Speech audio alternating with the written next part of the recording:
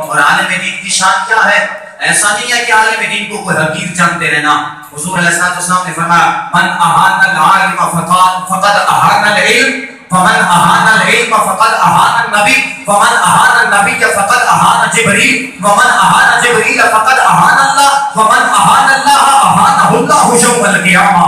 میرے نبی نے فرمایا سنو، عالم دین کی توہین مت کرنا، عالم دین کو حقیر مت جانا. جو بندہ عالم دین کی توہین کرتا ہے تو وہ علم دین کی توہین کرتا ہے. جو علم دین کی توہین کرتا ہے وہ مجھ محمد کی توہین کرتا ہے. جو مجھ محمد کی توہین کرتا ہے تو وہ جبریل کی توہین کرتا ہے. جو جبریل کی توہین کرتا ہے تو وہ رب کی توہین کرتا ہے. تو جو رب کی توہین کرے پھر اللہ اس کو ذلیل بھی کر دیتا ہے.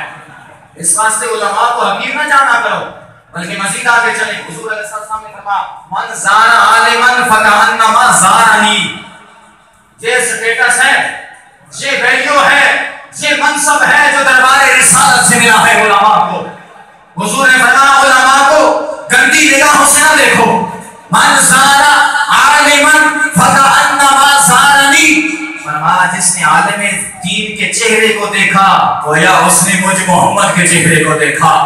اور پھر آگے فرمایا من صافح عالما فکأنما صافحنی. جس نے عالم دین کے ہاتھ میں ہاتھ دیا گویا اس نے رب کے محبوب کے ہاتھ میں ہاتھ دے دیا.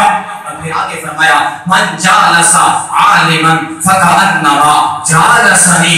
جو عالم دین کی صحبت میں بیٹھ گیا، جو عالم دین کی سنگت میں بیٹھ گیا، جو عالم دین کی محفل میں بیٹھ گیا تو گویا وہ رب کے حبیب کی محفل میں